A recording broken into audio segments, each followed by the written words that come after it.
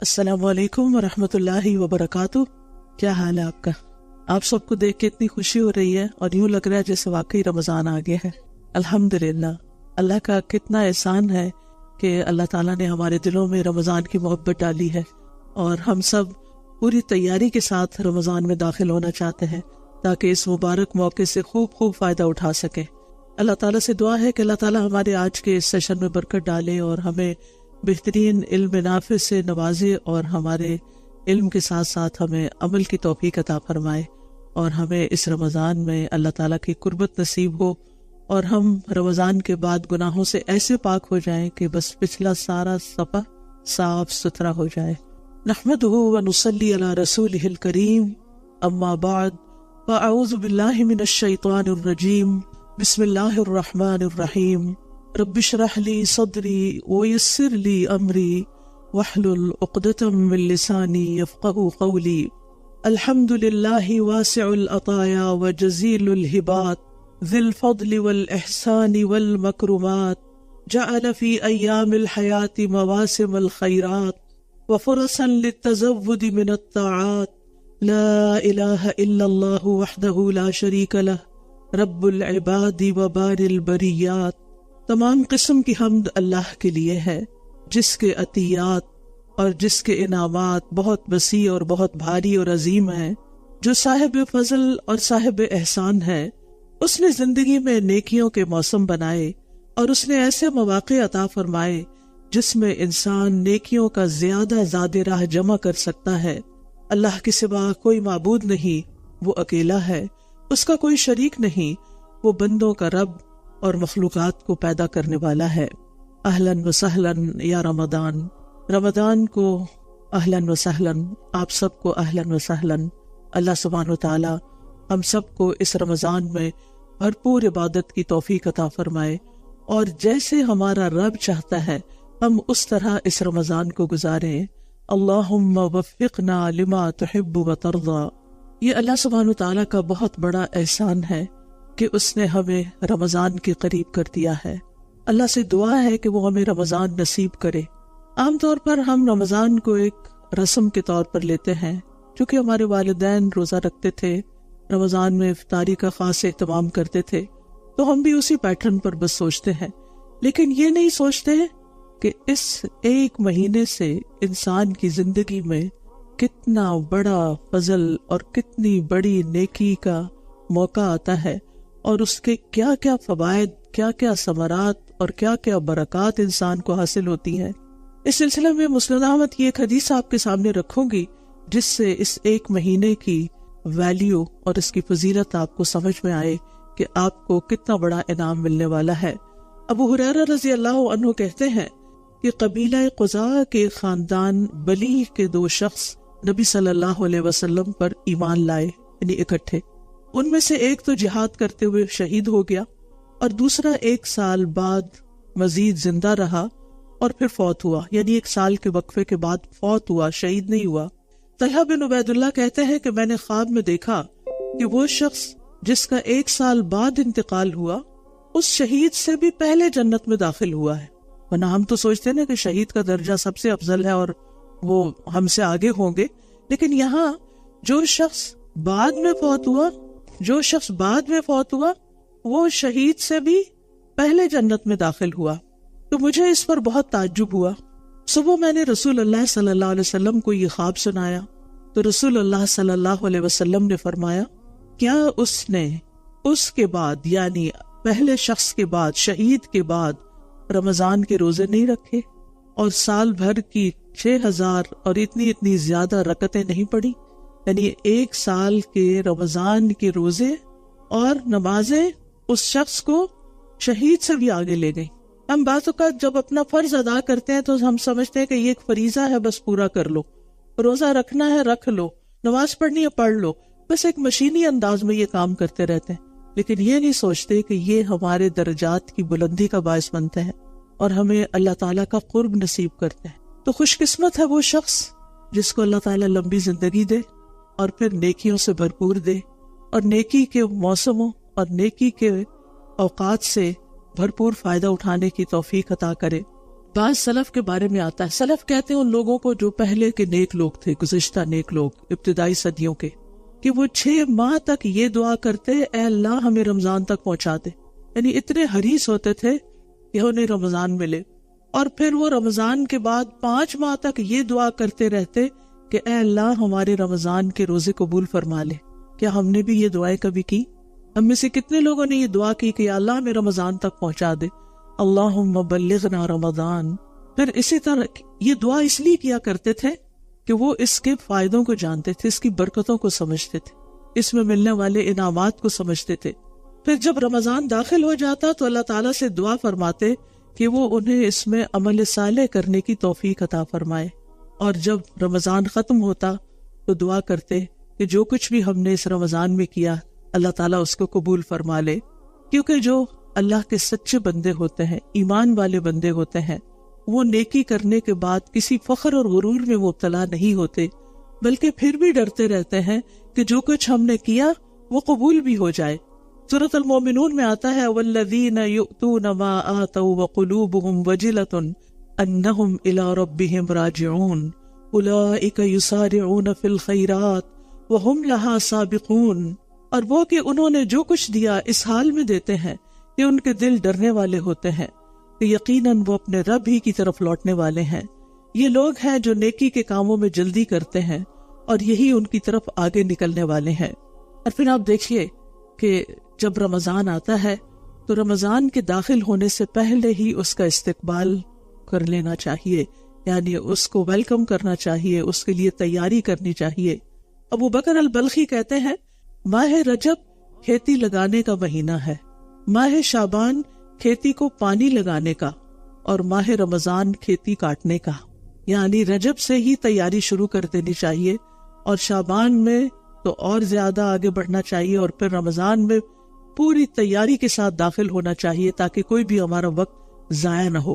اور وہ یہ بھی کہتے ہیں کہ ماہ رجب کی مثال ہوا کی طرح ہے، ماہ شعبان کی بادلوں کی طرح، جنہیں پہلے ہوا چلتی پھر بادل آتے ہیں، اور ماہ رمضان کی مثال بارش جیسی ہے۔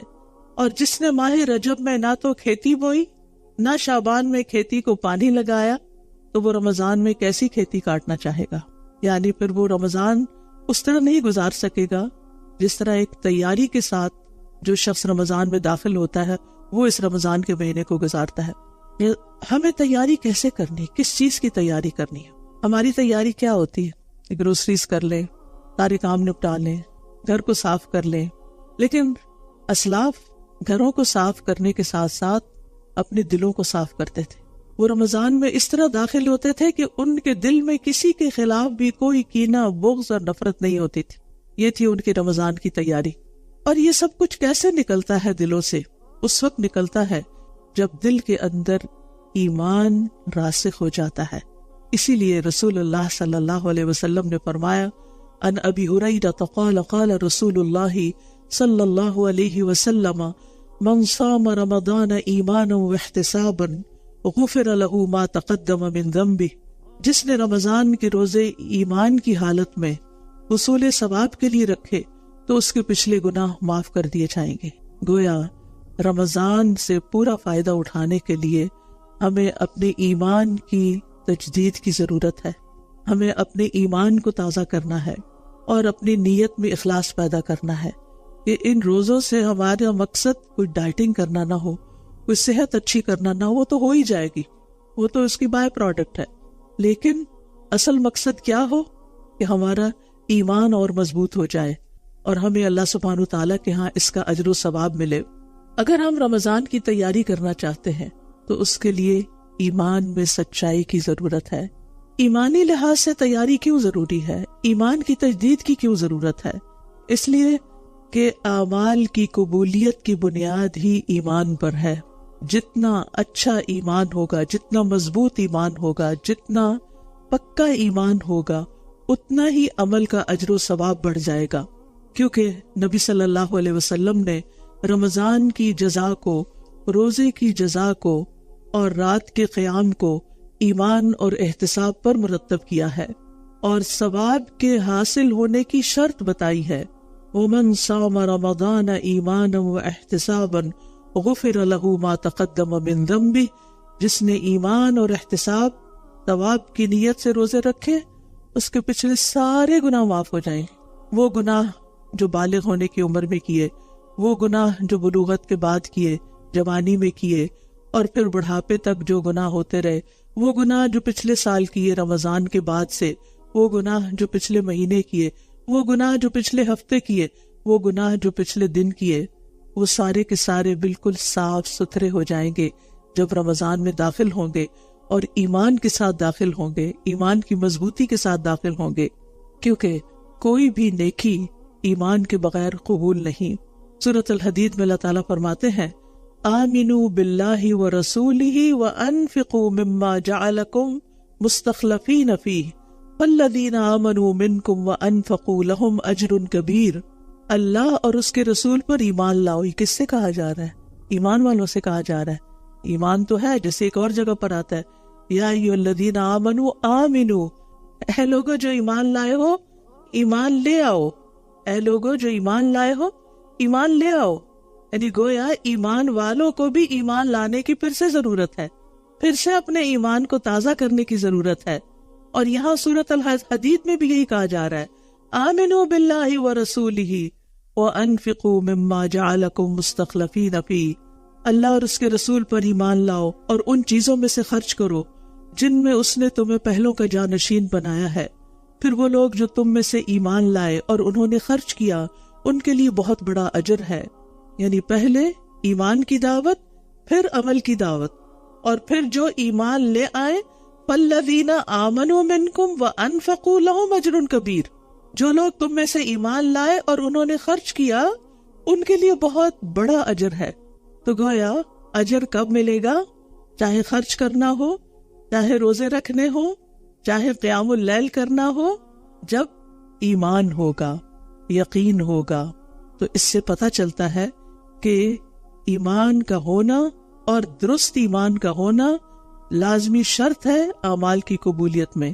کیوں؟ اس لیے کہ بہت سے لوگ ایمان بھی لانے کا دعویٰ کرتے ہیں لیکن ساتھ ہی شکوک و شبہات کا شکار ہوئے رہتے ہیں۔ ان کے دل میں اللہ کے بارے میں شک، پتہ نہیں اللہ ہے کہ نہیں۔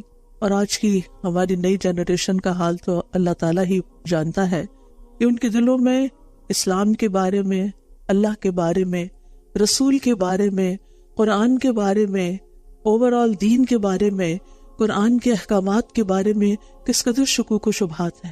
شک ایمان کے منافی ہے۔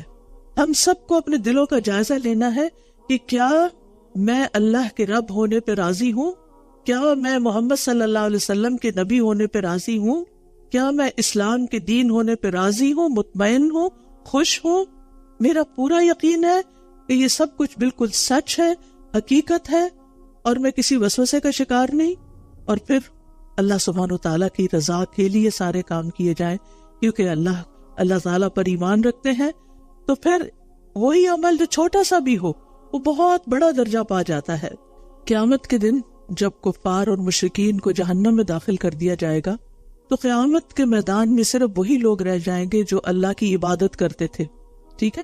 یعنی وہ کفار کو جہنم میں ڈال دیا گیا، باقی کون بچے؟ جو کیا کرتے تھے؟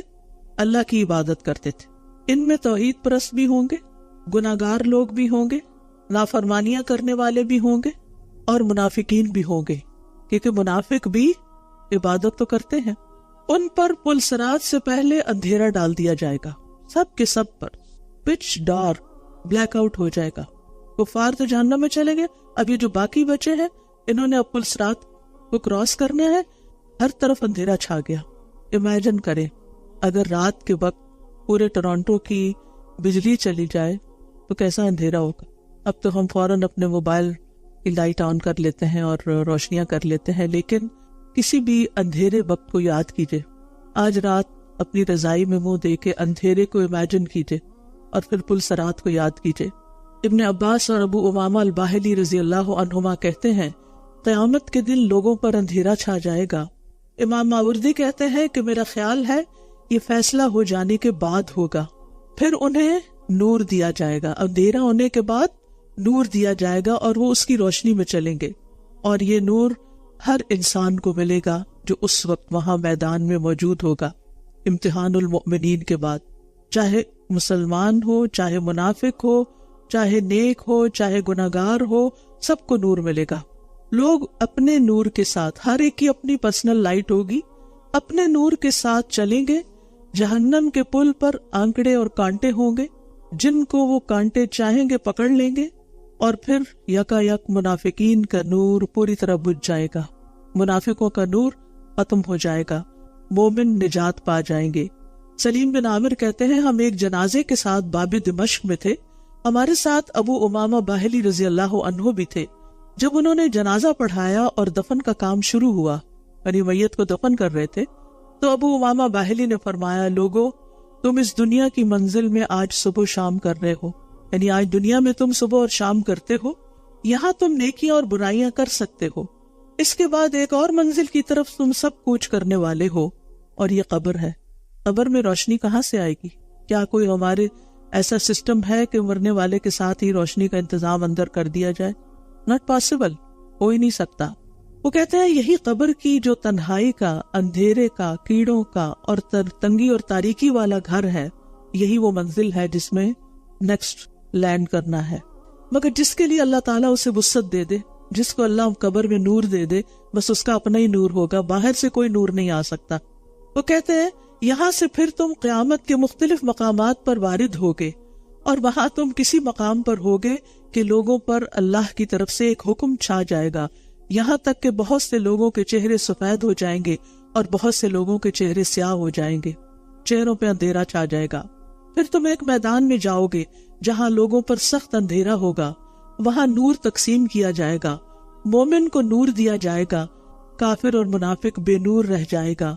اسی کی مثال اللہ تعالیٰ نے اپنی کتاب میں بیان کی ہے، او کظلمات فی بحر لجی یغشاہ موج من فوقہ موج من فوقہ سحاب ظلمات بعضها فوق بعض اذا اخرج یدہ لم یکد یراہا ومن لم یجعل اللہ لہ نورا فما لہ من نور۔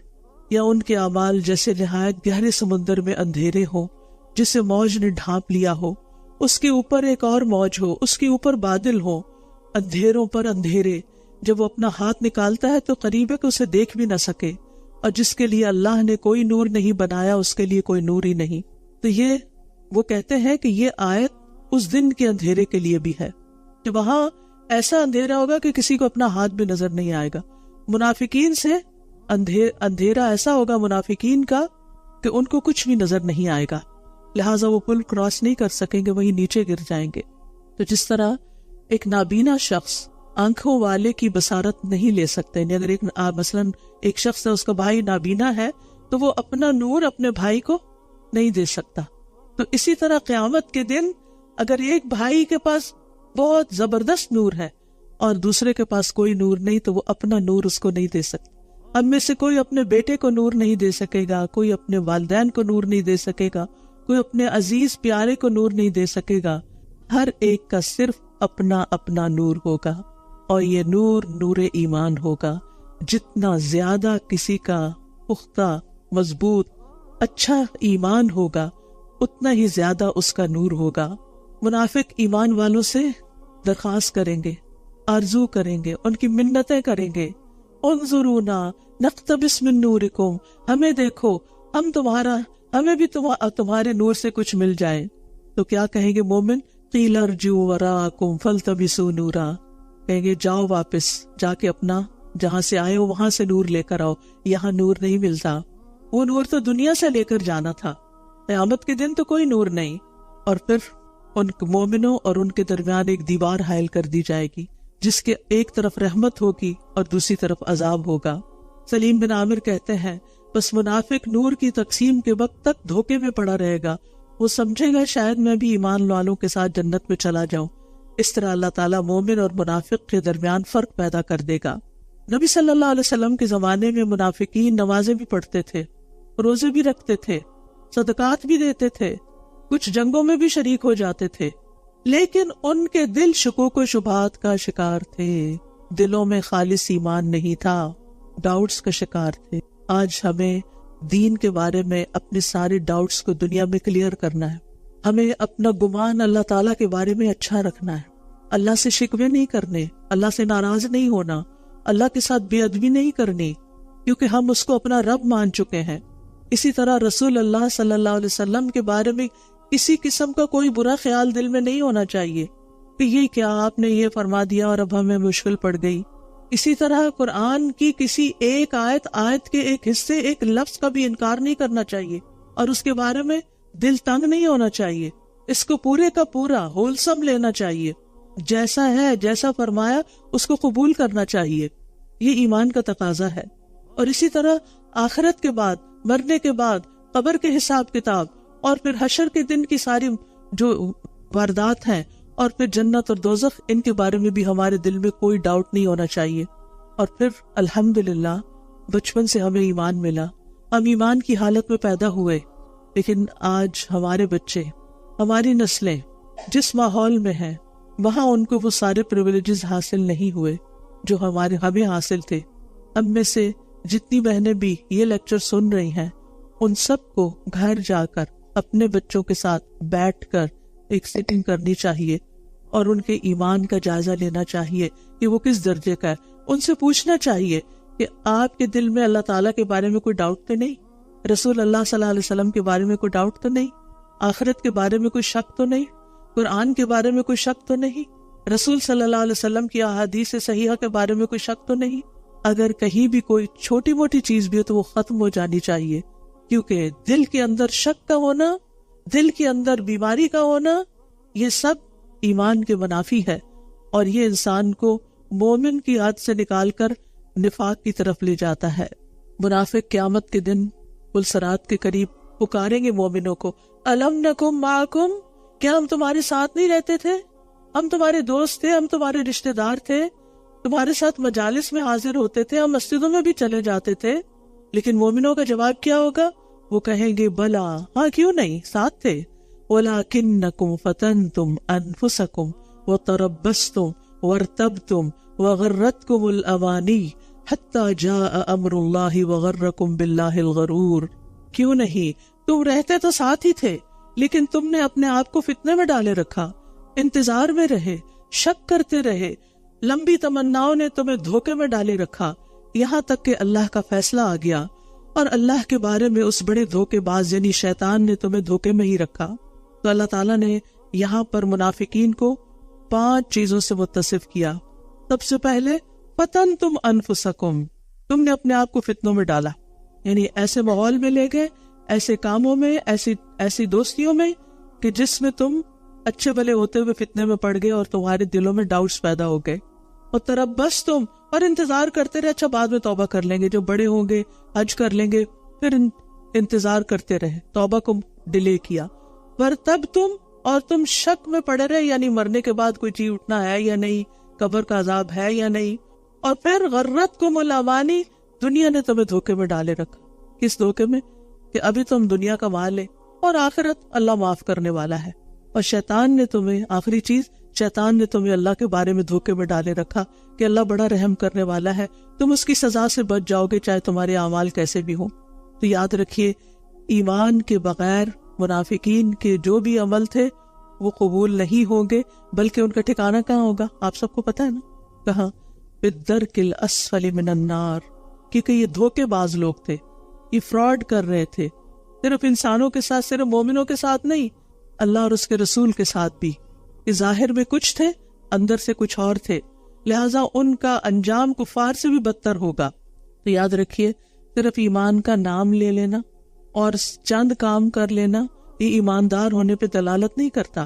لہٰذا بہت سے لوگ ایسے ہیں کہ جو روزے رکھتے ہیں بس ایک رسم سمجھ کر، لیکن اور اسی طرح نمازیں بھی پڑھ لیتے ہیں بس ایک روٹین سمجھ کر، لیکن وہ نہیں جانتے کہ ایمان کا تقاضا کیا ہے۔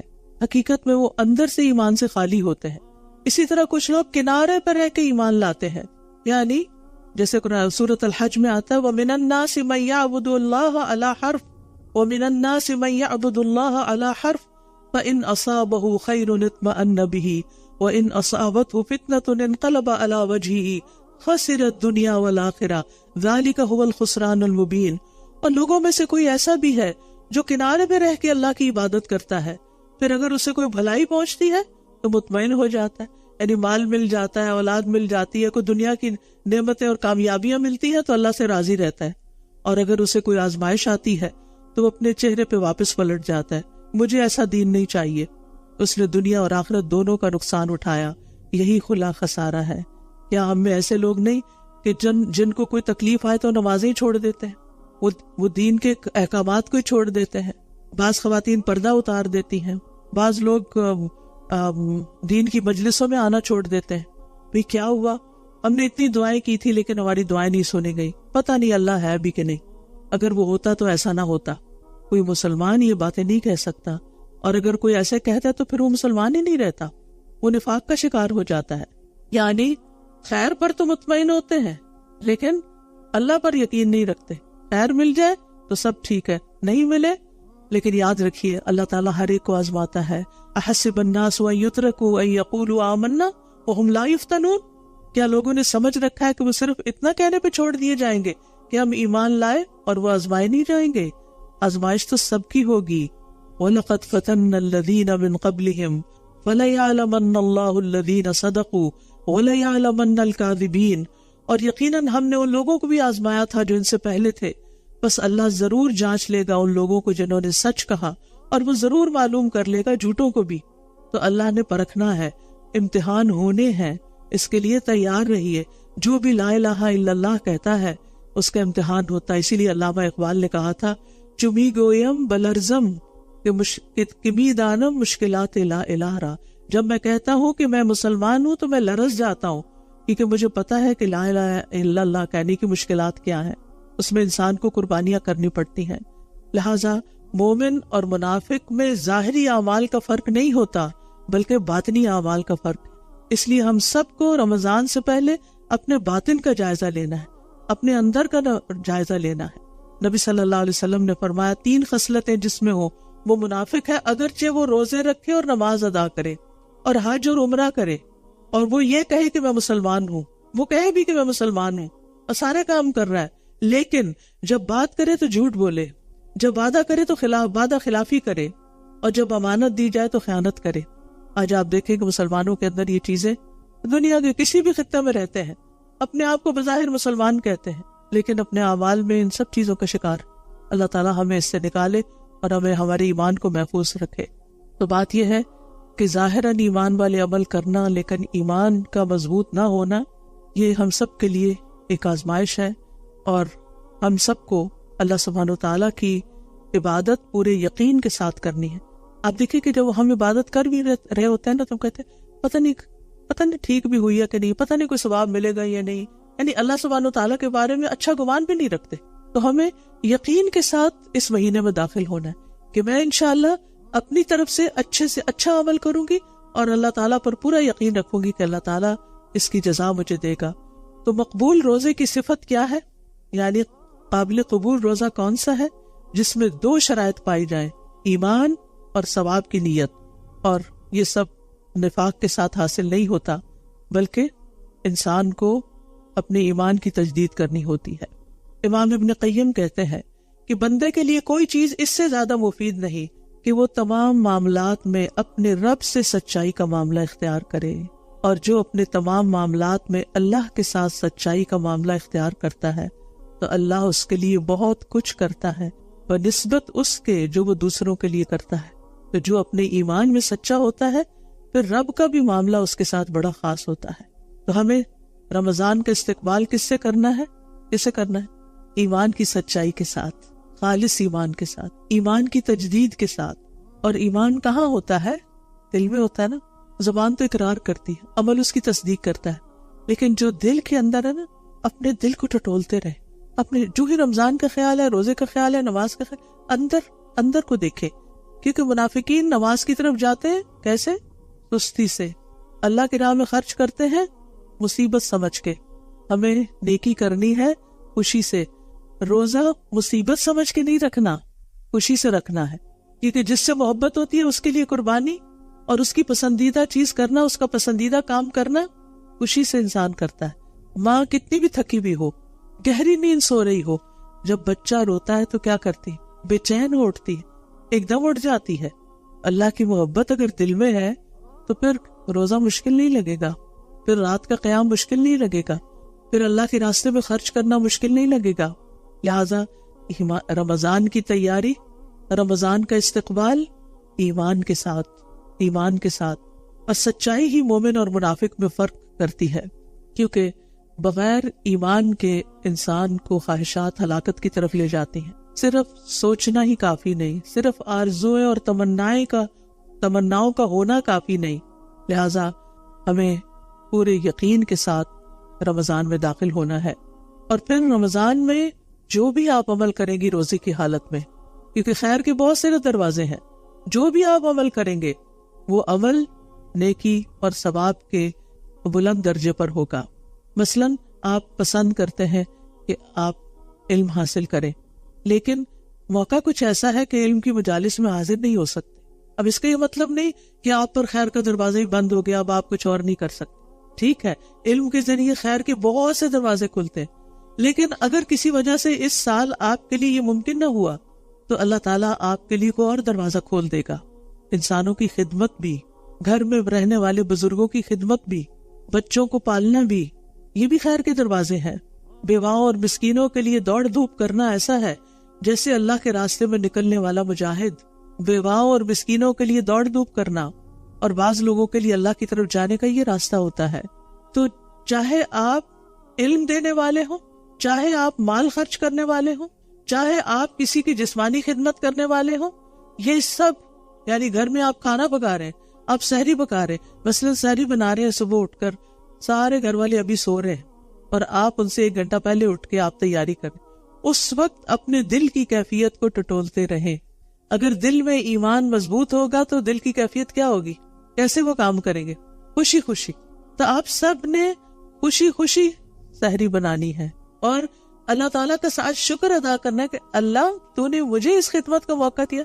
میں گھر کے جتنے بھی افراد کو روزہ رکھوا رہی ہوں ان سب کے روزوں کا ثواب مجھے بھی ملے گا، کیونکہ جو کسی کو روزہ رکھواتا ہے اور پھر روزہ افطار کرواتا ہے اس کو اس دن کے اس روزہ رکھنے والے کے روزے کے برابر اجر مل جاتا ہے.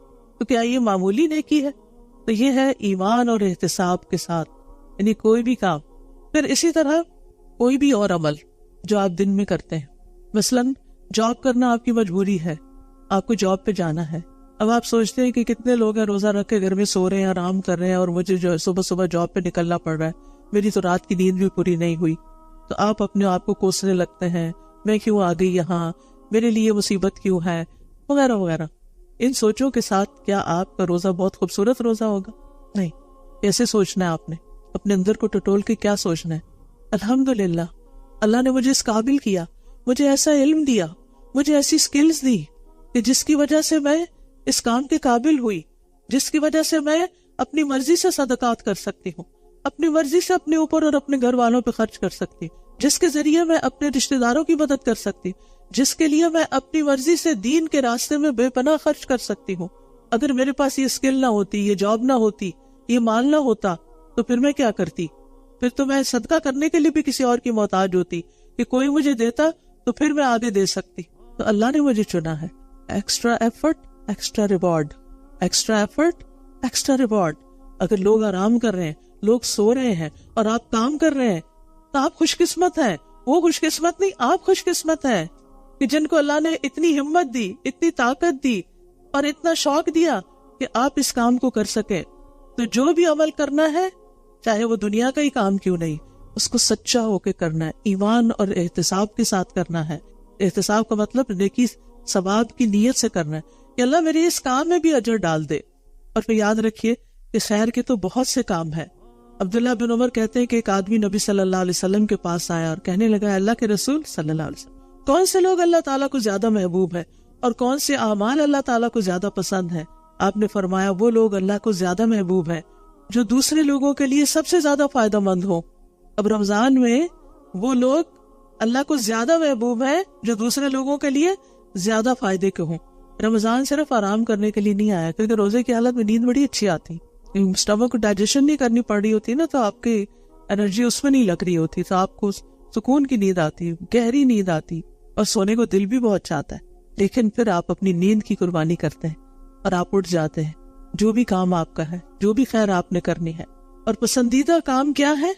یہ میرا ویسے تو خراب حال میں کرنا چاہیے، لیکن یہ رمضان کے لیے بتا رہی ہوں. مسلمان کا اپنے بھائی کو خوش کرنا. روزے کی حالت میں کیا ہوتا ہے؟ چڑچڑا پن، موڈ آف، بھوک لگی ہے، موڈ خراب ہوا ہے، کیا سوچنا ہے اس وقت، کیا کرنا ہے؟ ایک دم اپنے آپ کو تبدیل کر. نہیں، اس وقت میرا کسی کو خوش کر دے، اسمائل سے ہی خوش کر دینا. یہ کیا ہے؟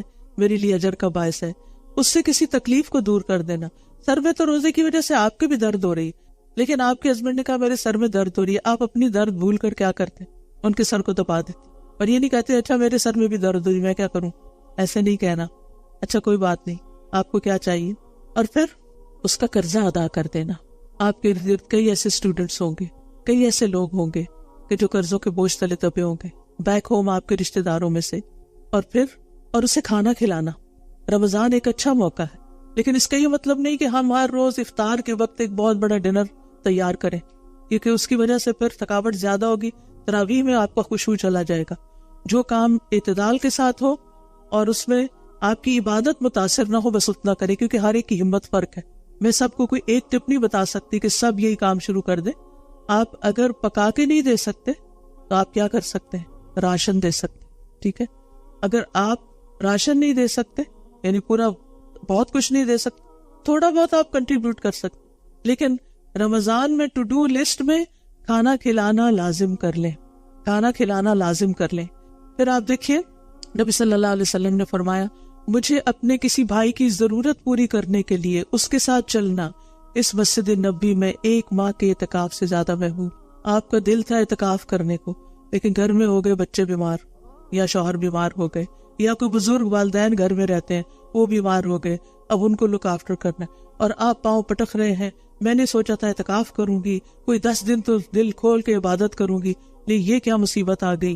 نہیں، آپ کو اعتکاف سے بھی زیادہ اعتکاف کا اجر تو نیت کی وجہ سے مل جائے گا آپ کو، اور خدمت کا الگ اجر مل جائے گا، اور اس تکلیف اٹھانے کا، اور پھر روزے کا، اور وہ باقی عبادات کا ساتھ ساتھ. پھر آپ نے فرمایا جس نے اپنے غضب کو روک لیا، روزے کی حالت میں کیا ہوتا ہے؟ غصہ آتا ہے. جس نے اپنا غصہ روک لیا اللہ تعالیٰ اس کی خامیوں پر پردہ ڈالے گا.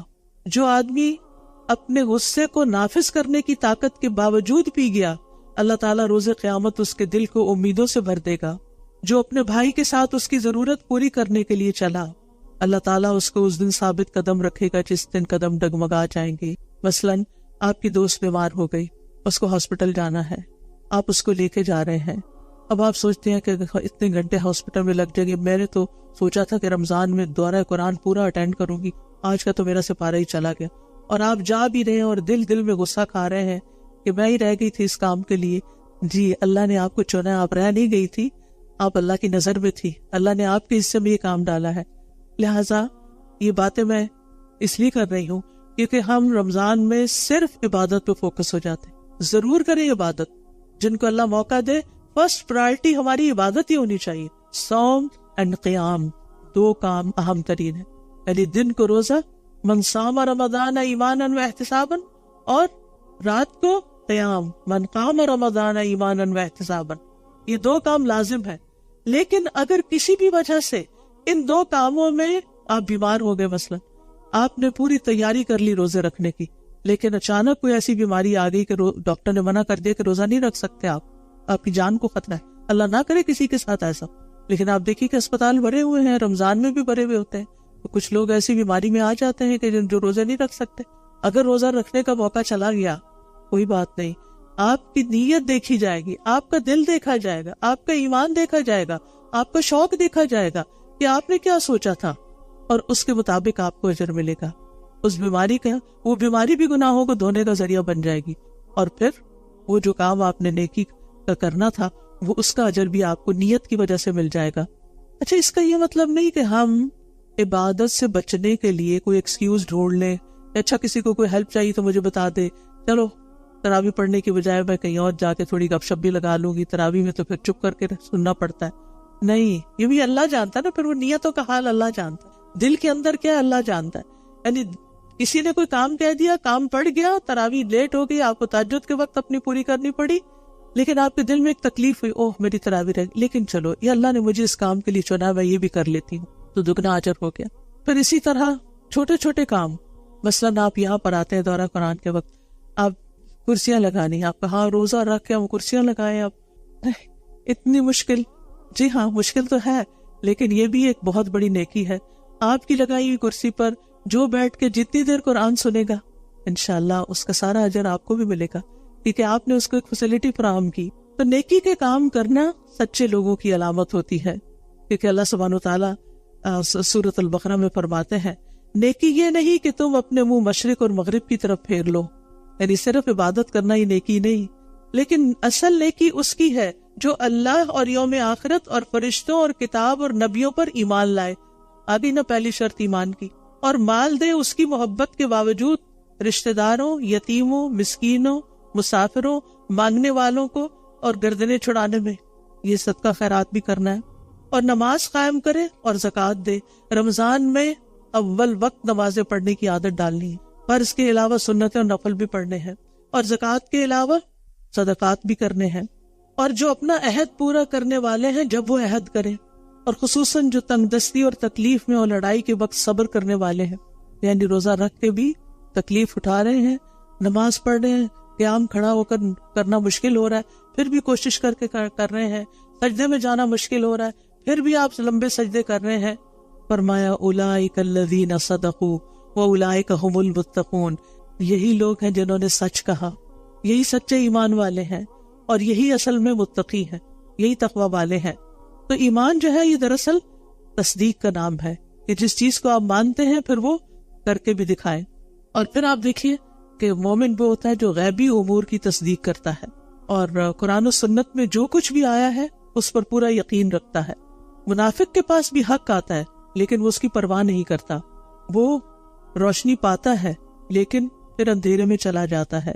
منافق نور کا محتاج ہوتا ہے، جب نور مل جاتا ہے تو پھر دوبارہ واپس اندھیروں میں جانا ہی پسند کرتا ہے.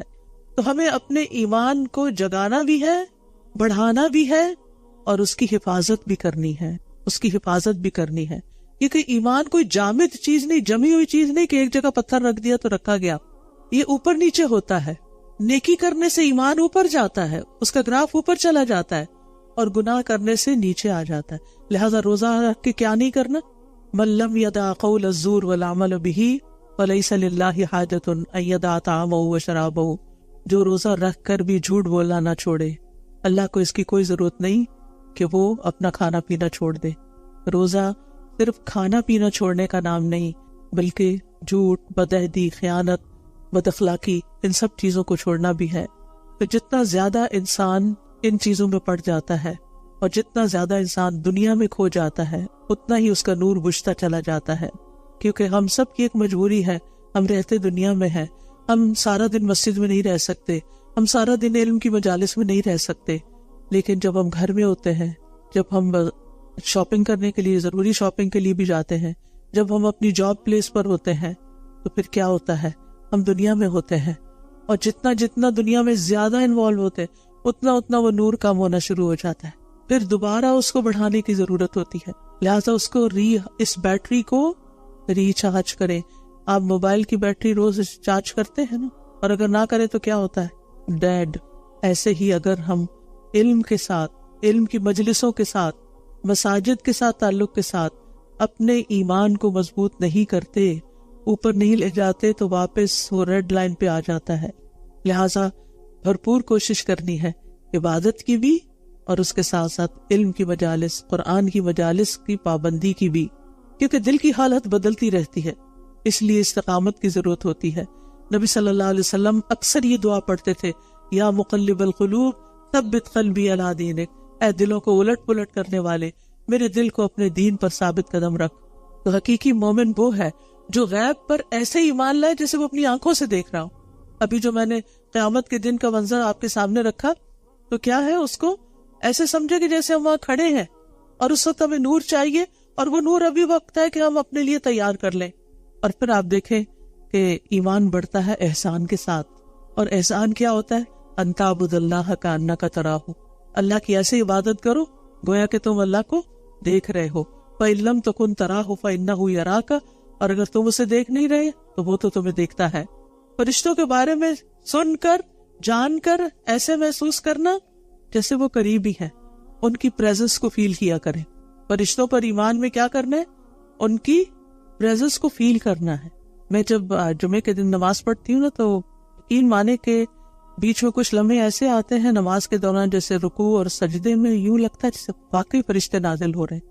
اتنی سیرینٹی، اتنا پیس، اتنا سکون جو پورے ہفتے میں کسی اور جگہ محسوس نہیں کرتی، وہ اس وقت انشاءاللہ رمضان میں آپ تراویح پڑھنے جائیں گے تو آپ محسوس کریں گے، دورہ قرآن اٹینڈ کریں گے، آپ محسوس کریں گے کہ آپ فرشتوں کی پریزنس میں. اور ویسے بھی آپ دیکھیں کہ ہر وقت تو دائیں اور بائیں ہمارے ہیں نا، تو کوئی بات کرنے لگے تو یہ نہ سوچے کون دیکھ رہا ہے، کون سن رہا ہے. سوچے او میرے تو رائٹ سائڈ پہ بھی بیٹھا ہوا اور لیفٹ میں بھی، وہ سن رہے ہیں، وہ دیکھ رہے ہیں، وہ ہمارے حق میں کیا گواہی دیں گے. جب کوئی نہیں ہوتا فرشتے ہمارے ساتھ ہوتے ہیں، جب کوئی نہیں ہوتا اللہ ہمیں دیکھ رہا ہوتا ہے. لہٰذا اس کو یہ ایمان ہے. یعنی اگر آپ محسوس کرتے ہیں تو یہ ایمان کی علامت ہے، یہ انڈیکیٹر ہے اس بات کا کہ آپ واقعی فرشتوں پر ایمان رکھتے ہیں. ورنہ کیا ایک غیبی سی خبر، ہاں وہ فرشتے ہیں پتہ نہیں کہاں اڑ پھر رہے ہیں. فرشتے تو علم کی مجالس پر بھی آتے ہیں اور وہ سنتے ہیں اور وہ جا کے گواہی دیتے ہیں.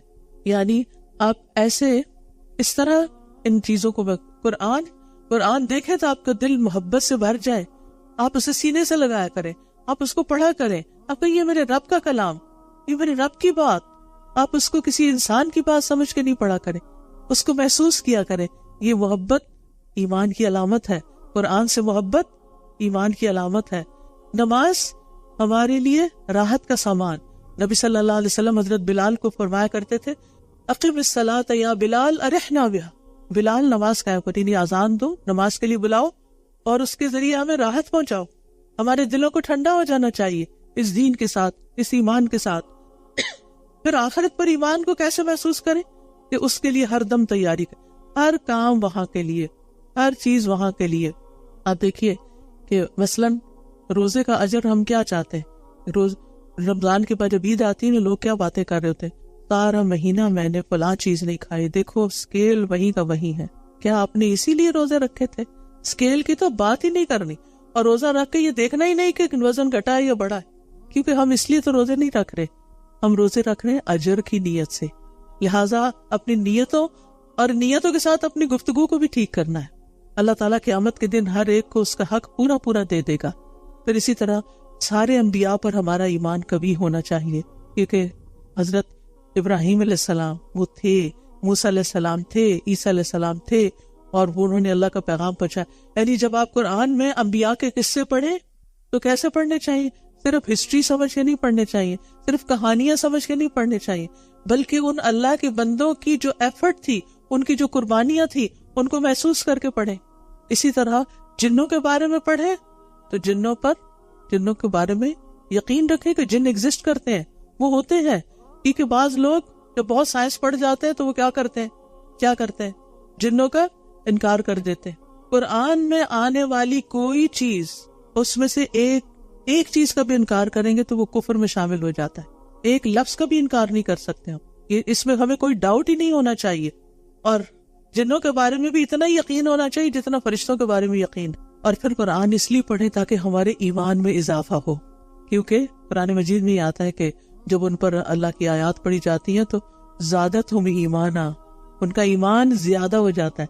تو انشاءاللہ اس رمضان میں اللہ کے فضل سے، بلکہ پرسوں سے ٹیوزڈے سے ہم دورہ قرآن شروع کر رہے ہیں، اور اس میں بھی نیت یہی ہونی چاہیے کہ اللہ سبحانہ وتعالیٰ میرے علم کا نور بڑھا دے، اور پھر میرے ایمان میں اضافہ کر دے، اور میری قرآن کی سمجھ میں اضافہ کر دے، اور اس کی برکت سے میرے نیک اعمال میں اضافہ کر دے. کیونکہ جتنی روشنی اور ایمان زیادہ ہوگا، عمل کی قوت بڑھے گی، کیونکہ ایمان بڑھتا ہے عمل کے ساتھ اور گھٹتا ہے گناہوں کے ساتھ. پھر اسی طرح یہ ہے کہ کرنے کے کاموں میں سب سے پہلا کام تو ہم نے دل کی اصلاح، کیونکہ قیامت کے دن نہ مال کام آئے گا نہ بیٹے. یوم لا ینفع مال ولا بنون الا من اتى اللہ بقلب سلیم. جس دن نہ مال کام آئے گا نہ بیٹے کام آئیں گے مگر جو اللہ کے پاس سلامت دل لے کر آیا. تو اپنے دل کو ایمان کی غذا دینی ہے، اور اپنے دل کو قلب مطمئنہ بنانا ہے، اور پھر اس کے اندر اس نور کی دعا کرنی ہے. اللہم اجعل فی قلبی نورا، کہ اللہ میرے دل کو نور سے بھر دے، میرے دل میں نور پیدا کر دے. کیونکہ جب نور آتا ہے، جب روشنی آتی ہے تو حقائق واضح نظر آنے لگتے ہیں. کرنے کے کام کیا ہیں؟ وہ سمجھ آنے لگتے ہیں. چھوڑنے کی چیزیں کیا ہیں سمجھ آنے لگتی ہیں. بعض اوقات شیطان ہمیں ڈیلیوژن میں مبتلا رکھتے، دھوکے میں مبتلا رکھتا ہے، کچھ چیزوں کے بارے میں ہمیں کنفیوز رکھتا ہے اور ہمارے عقائد میں بگاڑ پیدا کرتا ہے. لہٰذا شیطان کے دھوکے سے بھی بچنا ہے، شیطان کی چالوں سے بھی بچنا ہے، کیونکہ بعض اوقات شیطان برائی کو ہمارے لیے خوشنما بناتا ہے اور بعض اوقات اعلیٰ درجے کے کام کو پیچھے کر کے کم درجے کے کام کو سامنے لے آتا ہے. لہٰذا شیطان کی چالوں سے بھی بچ کر رہنا ہے. پھر اسی طرح بعض لوگوں کے دل میں شیطان یہ کہتا ہے کہ تم ہو تو جہنمی، تو کر لو دنیا میں مزے، آگے تو تمہارے لیے جہنمی ہے. اس طرح کے خیالات سے بھی بچنا ہے، یہ بھی اس کی چالوں میں سے ایک چال ہے. حدیث کا دوسرا حصہ احتساب. احتساب کا معنی ہے کہ آپ اس دن اللہ کی ملاقات کے بارے میں سوچیں، اللہ کے دیدار کے بارے میں سوچیں اور یہ جانیں کہ اس دن نیک اعمال ہی انسان کا سایہ ہوں گے حشر کے میدان میں جب اللہ سے ملاقات ہوگی. اور اس دن نجات اسی کے لیے جس کے پاس کچھ اچھے اعمال ہوں گے اور اس کی وجہ سے اللہ تعالیٰ اس پر فضل فرمائے گا. تو روزے کا اجر جو ہے وہ اللہ کے ذمہ ہے. اللہ تعالیٰ فرماتے ہیں کہ الصوم لی وانا اجزی بہ. ابن آدم کا ہر نیک عمل خود اسی کے لیے ہے مگر روزہ خاص میرے لیے، میں ہی اس کا بدلہ دوں گا. لہٰذا جو بدلہ اللہ تعالیٰ دیں گے اس سے بڑھ کر کون اچھا بدلہ دے سکتا ہے. قیامت کے دن روزہ سفارش کرے گا، لہٰذا خوشی سے روزہ رکھنا ہے کہ وہ ہمارے لیے قیامت کے دن نجات کا باعث بنے. پھر اسی طرح آپ دیکھیے جو مال خرچ کرنا ہے اللہ کے راستے میں، تو اس کو دنیا کے بینک میں رکھنے کی بجائے، دنیا کے خزانوں میں رکھنے کی بجائے آسمان کے خزانوں میں رکھیں. یعنی اپنی ضروریات سے زائد جو ہے اللہ کے راستے میں جب آپ دیں تو آپ کیا سمجھ کے دیں کہ یہ میں آسمان میں جمع کرا. دیکھیں آپ سنبھال کے رکھتے ہیں نا مال کو، ہر شخص کو مال سے پیار، اپنا بیگ سنبھال کے رکھتے ہیں، اپنا لاکر، اپنی کی، اپنی جہاں کہیں بھی آپ نے اپنی ویلیوبلز رکھی ہوتی ہیں، اپنا گولڈ وغیرہ سب کچھ. لیکن ہم زیادہ سے زیادہ حفاظت کرتے ہیں کس کی؟ جو ہم نے دنیا میں رکھا ہوا ہے، اور اس کی فکر نہیں کرتے کہ اس سے بھی محفوظ جگہ ہے. جب آپ کے دل میں خیال آئے نا کہ یہ یہاں سے کوئی اٹھا نہ لے یا کہیں گم نہ جائے تو سوچے اس سے زیادہ محفوظ جگہ کون سی ہو سکتی ہے؟ وہ آسمان میں ہے، وہ اوپر ہے. لہٰذا اس مہینے میں عام مہینوں کی نسبت، سارے سال کی نسبت دل کھول کر اللہ کے راستے میں خرچ کریں اور خاص طور پر دین کی ترقی کے لیے. اپنے مثال کے طور پر آپ سوچتے ہوں گے کہ چلو میں گھر میں ہی سن لیتی ہوں، روز کون جائے مسجد، کون جائے روز یہاں الہدا، کون آئے کہ آ کے دورہ قرآن سنے، گھر میں سن لیتی ہوں تاکہ گاڑی کا پیٹرول بچ. کوئی بات نہیں، کہیں اور جانا ہے تو وہاں نہ جائیں، وہاں سے بچا لیں. لیکن دین کی مجلس میں آنے کے لیے اگر آپ کا پیٹرول بھی لگتا ہے اور جتنا بھی لگتا ہے، مجھے پتا بہت مہنگا ہو گیا، لیکن وہ سب کچھ کس میں جائے گا؟ وہ آسمان کے خزانے میں جمع ہوگا. وہ اللہ کے راستے میں آپ اپنی گاڑی توڑا رہے ہیں، ایک ایک قدم پر آپ کے لیے اجر ہے. لہٰذا اس میں آپ پریشان نہ ہو. اور جب بندہ اللہ کے ساتھ سچا ہو جاتا ہے تو اللہ اس کے ساتھ وہ معاملہ کرتا ہے جو کسی اور کے ساتھ نہیں کرتا. اس کو وہاں سے رزق دیتا ہے کہ جہاں سے وہ سوچ بھی نہیں سکتا. کیونکہ اب ہم سب کو معلوم ہے جب ہم گھر میں سننے لگتے ہیں تو پھر کیا ہوتا ہے؟ تھک جاتے ہیں، تھک گئے ٹیک لگا لی، تھوڑی سی نیند آ گئی تو وہ ٹریک ہی کھو گیا، پتہ نہیں کہاں سے کہاں پہنچ گئے. یہ تو پتہ نہیں کیا بات کر رہی، چلو چائے بنا لیتے ہیں، ابھی تو رمضان نہیں شروع ہوا. کچن میں آدھی آواز آئی آدھی نہیں آئی. یہ تو علم حاصل کرنا نہیں ہوتا. لہٰذا بہتر یہ ہے کہ جہاں موقع نہیں وہاں آپ 2-4 بہنوں کو ساتھ گھر میں بلا لیں اور ایک مجلس جمائیں، اور جہاں موقع ہے وہاں آپ پہنچ کر مجالس کا فیض اٹھائیں. پھر اسی طرح اس لیے صدقہ اس لیے بھی کرنا ہے کہ قیامت کے دن کئی گنا زیادہ بڑھا کے مجھے ملے گا، اس کا پروفٹ کئی گنا زیادہ ہے. من ذا الذی یقرض اللہ قرضا حسنا فیضاعفہ لہ واجر کریم. کون ہے جو اللہ کو قرض حسنہ دے پھر وہ اس کے لیے دگنا کر دے اور اس کے لیے عزت والا اجر ہے. اور پھر احتساب کا مطلب کیا ہے؟ ہر نیک کام اس لیے کرنا ہے کہ مجھے اس کا اجر آخرت میں ملے اور میں اس کے بدلے میں اللہ کا چہرہ چاہتی ہوں. اللہم اجعل عملی کلہ صالحا واجعلہ لوجہک خالصا ولا تجعل لأحد فیہ شیئا. اللہ صرف آپ کے لیے، صرف آپ، اونلی فار یو. جب بھی کوئی کام کرے، چاہے گھر کا کرے، چاہے آپ دین سیکھنے کے لیے نکلے، تو بس اپنے آپ کو یہ ریمائنڈر دیتے رہے، یا رب only for you, only yours, یہ سب کچھ آپ کے لیے ہے. اور یہ سچے دل سے کہیں، کیونکہ ایمان سچائی کا محتاج ہے. اور سچائی یہ ہے کہ ہم اپنے ساتھ بھی سچے ہوں، ہم اللہ کے ساتھ بھی سچے ہوں کہ جو کہہ رہے ہیں واقعی وی مین اٹ، اور ہم لوگوں کے ساتھ بھی سچے ہوں. اور اس میں آپ دیکھیے کہ بہت سے ایسے واقعات آتے ہیں جس سے پتہ چلتا ہے کہ لوگوں کے لیے دنیا میں ان کی سچائی کی وجہ سے اللہ نے ان کو خیر سے نوازا. وہ جو 3 لوگ تھے نا جو کسی غار میں پھنس گئے تھے، تو اس وقت انہوں نے جو اپنے نیک اعمال پیش کیے تھے ان میں سے ایک سچائی بھی تھی، کیونکہ یہ لوگ سچائی کے ساتھ وہ سب نیک عمل کر رہے تھے، اخلاص کے ساتھ کر رہے تھے.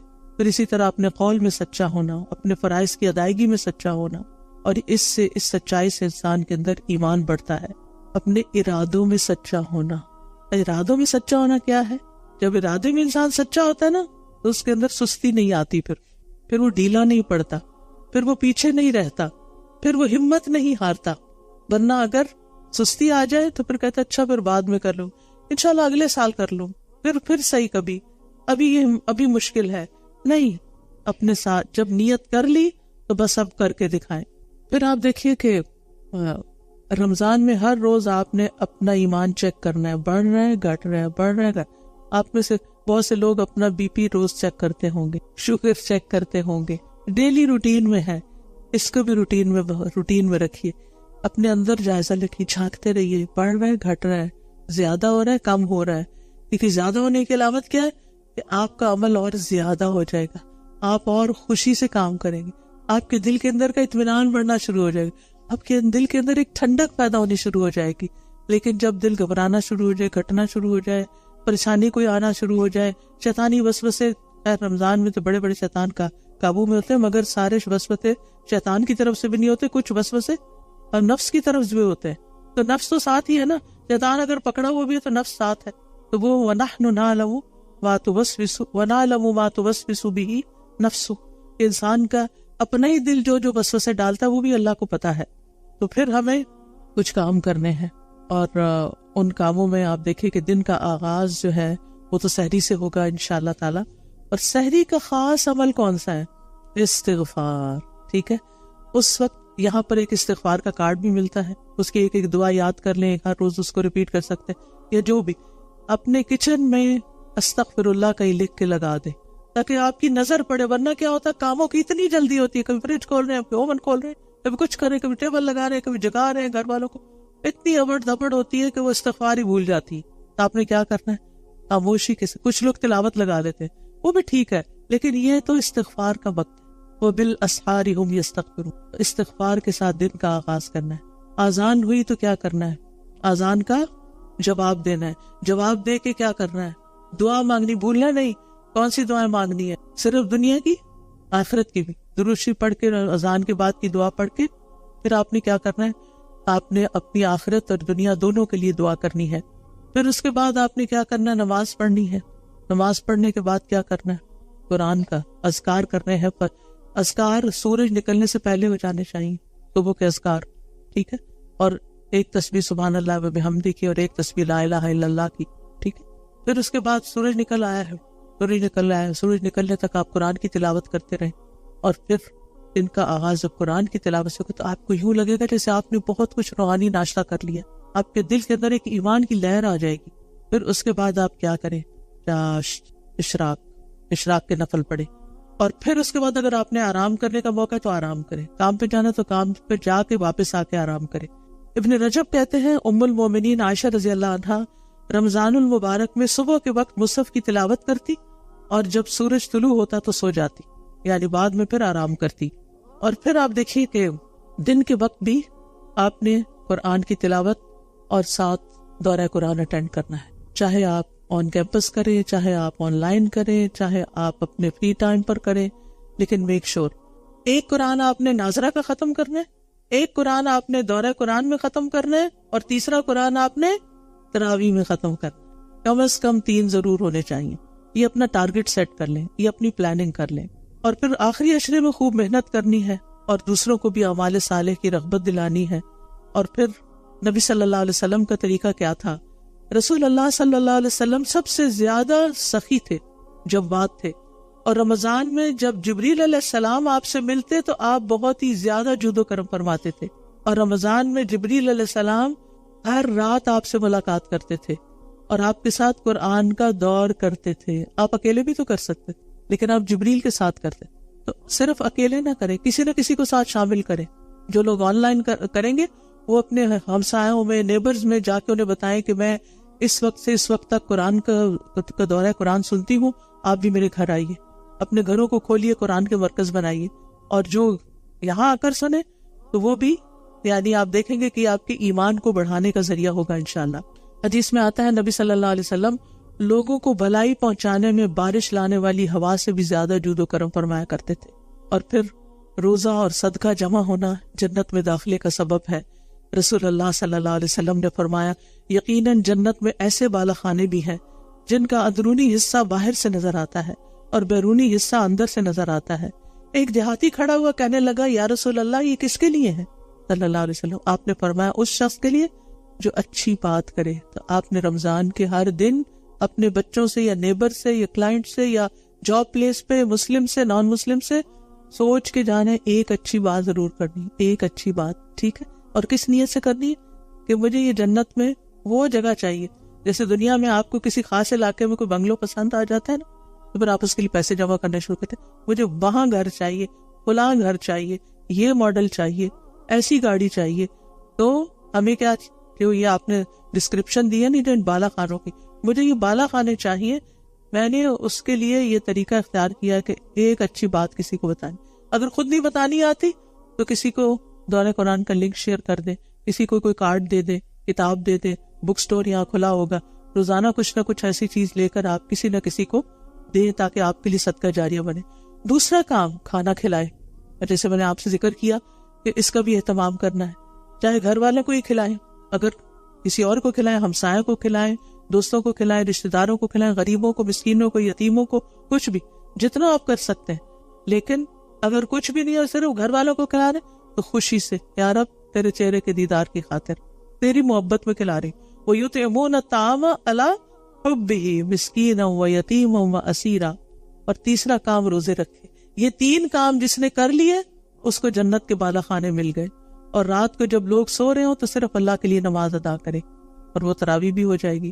تو ابن رجب کہتے ہیں یہ تمام کے تمام اعمال رمضان میں سردرد ہو سکتے ہیں، رمضان میں یہ سب کچھ ہو سکتا ہے، کیونکہ رمضان میں روزے دار کو فضول لغو باتیں کرنے سے منع کیا گیا، جنسی گفتگو کرنے سے منع کیا گیا ہے۔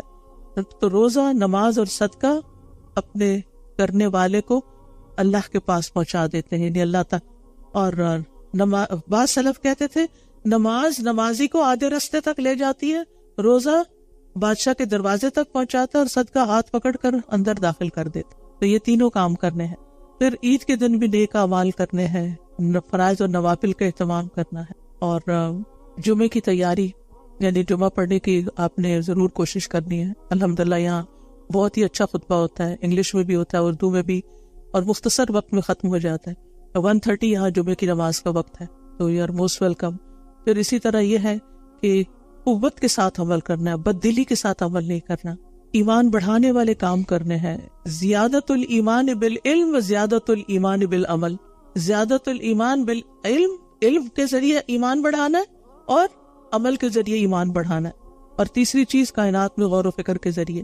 تو عبادت میں اضافہ چاہتے ہیں تو اپنے اندر شکر پیدا کریں۔ اللہ جب بھی نماز پڑھ لینا اچھی سے، اللہ تیرا شکر، تو نے آج کا روزہ بڑا اچھا کروا دیا، آج کی نماز بڑی اچھی ہوگی، اللہ تیرا شکر، اللہ تیرا شکر۔ ہر نیک کام کر کے شکر ادا کرنا تاکہ مزید نیک کام کر سکیں، کیونکہ نیکیوں کی توفیق اللہ ہی دیتا ہے۔ اور ایک اور کام کرنا ہے، چھپے ہوئے نیک عمل کرنے ہیں جو کسی کو بھی نہ پتا ہو، کسی کو پتہ ہی نہ چلے، خاموشی سے، کیونکہ سلف صالحین جو تھے وہ اپنے اعمال کو مخفی رکھتے تھے۔ مثلاً اس کا طریقہ کیا ہے؟ کوئی آپ سے پوچھے اچھا اس رمضان میں آپ نے کتنا قرآن پڑھا ہے؟ آپ کہیں گے میں نے تو 3 پڑھ لیے، 5 پڑھ لیے وغیرہ۔ آپ نہیں بتانا چاہتے، اگر نہیں بتائیں اور آپ غلط بتائیں تو جھوٹ ہوگا، اور اگر بتائیں تو کیا بتائیں؟ انہوں نے کہا بس جو اللہ نے توفیق دی پڑھ لیا۔ ظاہر مت کریں کہ کتنا پڑھ، کتنا صدقہ کیا، کس کو دیا، کہاں دیا، چپکے سے یہ باکسز رکھے ہوئے چپکے سے مٹھی بند کر کے ڈال دیں، کسی کو نہیں پتا کس کیا دیا، اللہ کو صرف پتا ہے۔ تو خفیہ عمل، آپ کے اور اللہ کے بیچ میں کچھ سیکرٹس ہونے چاہیے، راز ہونے چاہیے، وہ صرف قیامت کے دن جا کے کھلے، یہاں کسی کو نہ پتا چلے۔ اور ہر نیک عمل کرنے کے بعد دعا، اس کے قبول ہونے کی بھی دعا کرنی ہے کہ یا اللہ تو ہم سے قبول کر لے۔ تو رمضان مبارک مہینہ، برکت کا معنی ہوتا ہے کسی خیر کا بڑھنا، اور اس لیے اس میں زیادہ سے زیادہ خیر کمانا ہے۔ ہر روز ایک فرشتہ پکارتا ہے. جب رمضان کا مہینہ آتا ہے تو کیا کہتا ہے؟ یا باغی الخیر ابشر و یا باغی الشر اقصر حتی ینقضی رمضان. اے خیر کے طالب آگے بڑھ، اے شر کے طالب رک جا، یہاں تک کہ رمضان ختم ہو جاتا ہے. نمازوں کی حفاظت بھی کرنی ہے، اول وقت پڑھنے ہیں، فرائض، سنتیں، نوافل، رات کا قیام، اس پر آپ نے توجہ کرنی ہے. قرآن سے زیادہ سے زیادہ تعلق جوڑنا ہے. امام مالک جو تھے جب رمضان آتا تھا حدیث کی مجلس بند کر دیتے تھے اور صرف قرآن کے ساتھ لگ جاتے تھے. اور پھر قرآن کی تلاوت کا تو آپ کو معلوم ہی ہے، ان الذین یتلون کتاب اللہ واقاموا الصلاۃ وانفقوا مما رزقناہم سرا وعلانیہ یرجون تجارۃ لن تبور. جو لوگ اللہ کی کتاب کی تلاوت کرتے ہیں اور انہوں نے نماز قائم کی اور جو ہم نے انہیں دیا ہے اس میں سے پوشیدہ اور ظاہر خرچ کیا، وہ ایسی تجارت کی امید رکھتے ہیں جو کبھی برباد ہی نہیں ہوگی. وہ ایسا بزنس ہے جو کبھی خسارے میں نہیں جائے گا. اور پھر آپ دیکھیے کہ نبی صلی اللہ علیہ وسلم نے فرمایا بے شک کوئی ایسی چیز نہیں جو زیادہ افضل ہو جس کے ذریعے تم اللہ کی طرف رجوع کر سکو سوائے اس کے جو اللہ کی طرف سے آئی ہے، یعنی قرآن. تو قرآن کو لازم پکڑنا، یہ اللہ تعالیٰ کے قرب حاصل کرنے کا ذریعہ ہے. اور دوسرا قرب سجدے میں ہوتا ہے نا. سب سے زیادہ انسان کس میں ہوتا ہے قریب اللہ کے؟ سجدے کی حالت میں. لہٰذا سجدہ اور تھکاوٹ کے باوجود رات کا قیام اللہ تعالیٰ توفیق دے دیتا ہے. اور قیام میں نبی صلی اللہ علیہ وسلم کا قیام کتنا ہوتا تھا؟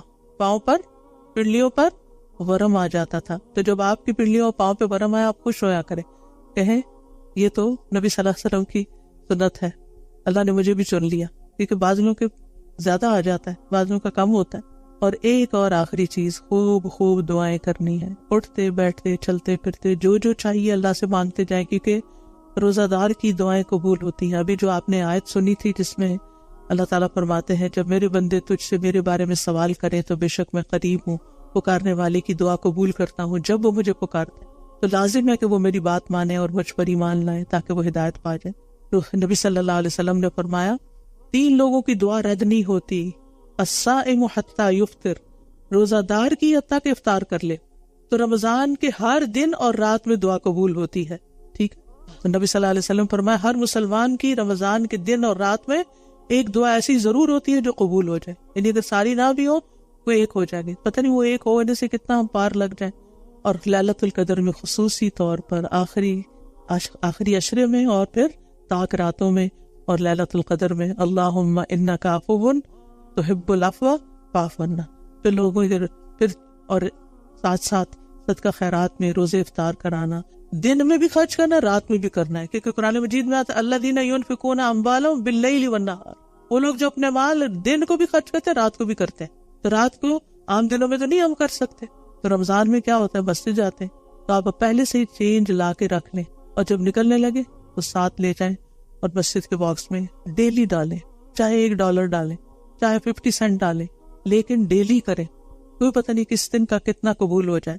جی آن لائن والے انونیمس کلک کر سکتے ہیں، بغیر نہیں بتانا چاہتے کہ کون ہے، تو ہماری ویب سائٹ کے اوپر انشاءاللہ اس کا پورٹل موجود ہے.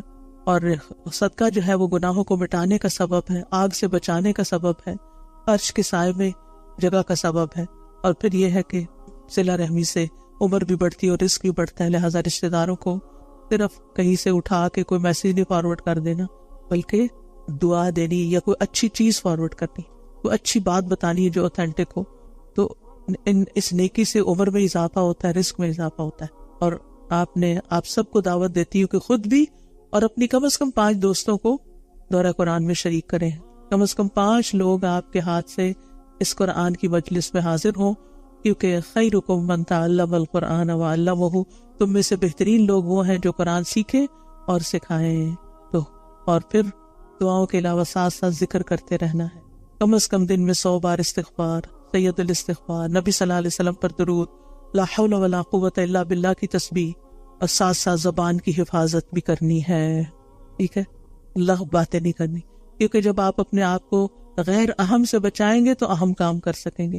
سوشل میڈیا بند، سوائے ضروری میسیجز کے.